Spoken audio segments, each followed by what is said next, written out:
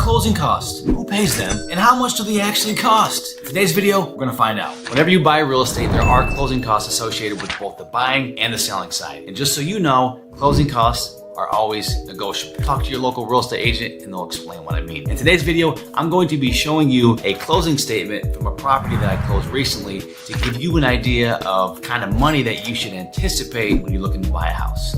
Let's get started. All right, so what I want to do now is walk you through an actual real life closing document. This is a house that I closed in the past, and so when you're done with this, you're going to be able to understand, okay, so if I want to pay X amount for a house, what can I hypothetically expect to have to bring at closing? So what I have in front of you here is an actual real life closing statement from a deal that I did in the past. And I just want you to see this to help you understand when you go to buy a house that there's more to buying a house than just that sticker price that you see on Zillow. So let's break this down to help you understand what these numbers look like. So what are closing costs? Who pays them? And how much do they actually cost? In today's video, we're going to find out. Whenever you buy real estate, there are closing costs associated with both the buying and the selling side. And just so you know, closing costs are always negotiable. Talk to your local real estate agent and they'll explain what I mean. In today's video, I'm going to be showing you a closing statement from a property that I closed recently to give you an idea of kind of money that you should anticipate when you're looking to buy a house.